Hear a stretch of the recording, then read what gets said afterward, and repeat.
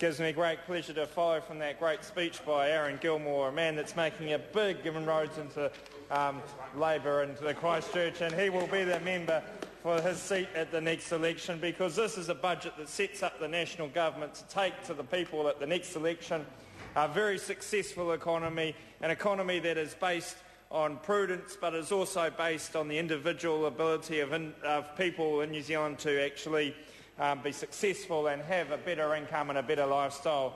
And that's what people have been looking for. We've worked through the hard years of the recession that Labour brought upon us, and we've gone through that, and we've started to turn the road to the road of recovery and to success, and that is the success that New Zealanders have been long waiting for.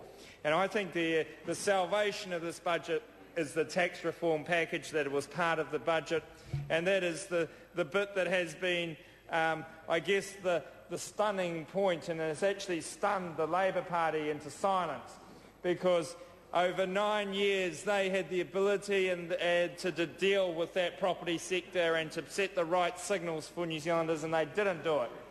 They didn't do it.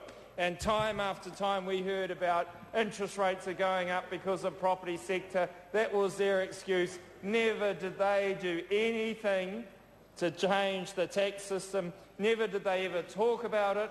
They just went and spent on buying elections by giving out false hope to New Zealanders about prize.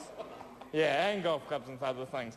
But the thing about it is that the National Party has actually tackled the hard issues. We've actually looked back and saw the inequalities in the economy and in the tax system and dealt with them.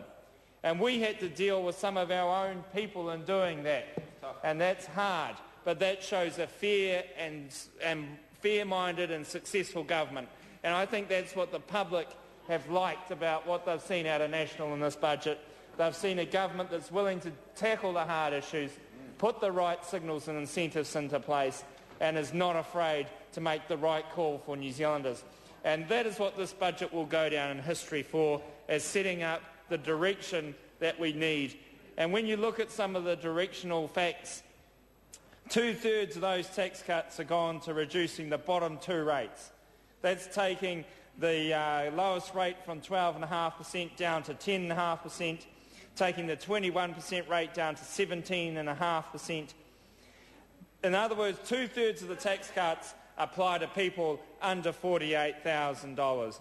And basically, if you've got under $50,000 with 2 children, you don't pay any tax in New Zealand. And what other country in the world can you say that you don't pay tax if you've got a hard-working family and you need that support from government? And we're very proud as a country and as a government to be able to offer that to our New Zealand citizens. The other thing is that 73% of income earners will now face a tax rate of 17.5% or less. 73% of our people are paying tax of 17.5% or less.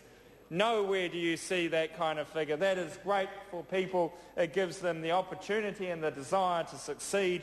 And we are setting in place the structures so that New Zealanders can compete and have the lifestyle they desire. And that is something that the Labour Party ignored. That their policy would be to increase taxes, to make people pay more so that they can redistribute. And that's on the basis that they know how to spend somebody else's money better than that person does. And that's the philosophy that the Labour Party would have brought in their budget at this time. They would have increased taxes so that they could have spent more money. And that would have done the last thing the economy needed, is increased taxes. And what it needs is actually to send the right incentives, and that's what the National Party has done.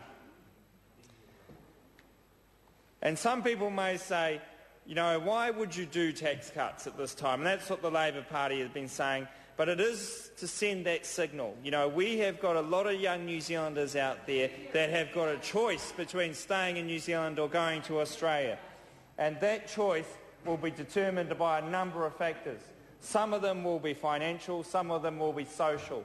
But the financial factors, the government has a big influence in providing the right dynamics in the economy. And we want to see those young New Zealanders stay here and make their home and their future in this country. And to do that, we're giving them the environment and where they feel valued, they feel rewarded, and they feel that they are on a par with their colleagues in Australia. And we will catch up with Australia because we are making the right financial decisions at this time, whereas unfortunately they are not.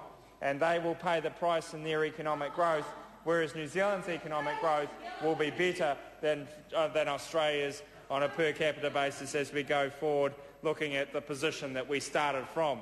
And that is the success that I think you see that New Zealand will inherit as a result of this budget.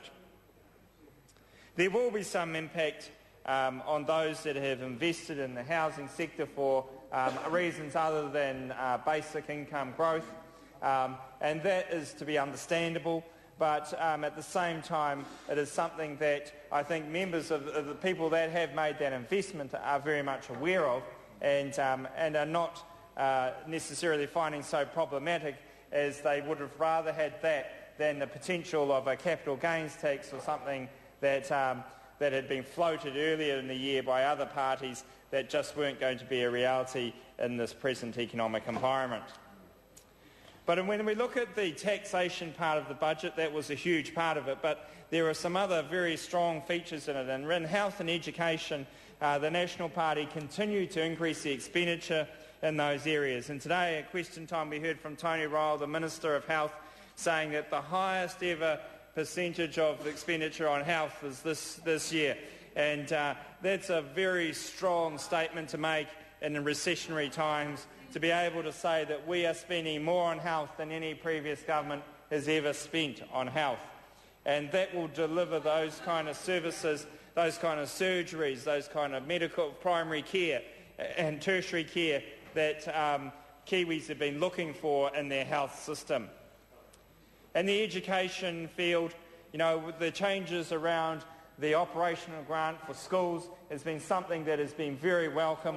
Schools like the idea of the 4% increase, but more importantly, they like the idea of the staggered funding, so that they can get paid throughout the year rather than having to wait for one lump sum payment. And that's called listening to the sector, it's called delivering for the sector, and it's called making practical changes that actually provide some reassurance and delivery for the sector, something that the sector has long been waiting for and now has got delivered to it. We're also strengthening our investment in infrastructure. And, you know, infrastructure is key in building growth, because we have to give New Zealanders the tools for growth. And a lot of that infrastructure will be around the technology for growth. And when we see our investment in broadband and other technology that will actually deliver an environment where New Zealanders can work and take part in the global village, you could say, in a way that will deliver to them a prosperous future. So we're also building on that future that we see for families and for working New Zealanders in this country. We're giving them the incentives through the tax system. We're giving them the structures through things like infrastructure so they can take advantage of those incentives. We're giving them the social services that they desire around education and healthcare that are crucial to maintaining that delivery of those, that future that they wish to see. So New Zealanders are seeing that that brighter future is becoming a reality. The brighter future that we campaigned on is now becoming the future of New Zealand. And the national-led government can take a lot of pride in this budget, because it's a budget that delivers results. It delivers what we said we would set out to deliver for New Zealanders, and does it in a manner in which most New Zealanders have found exciting and beyond the comparison with the previous government that was just going out there from election to election. So this is a long-term budget. It sets up a long-term direction, and it will be a strong point for the National Party as we work to long-term success in government. Thank you, Mr. Speaker. Craig Foss.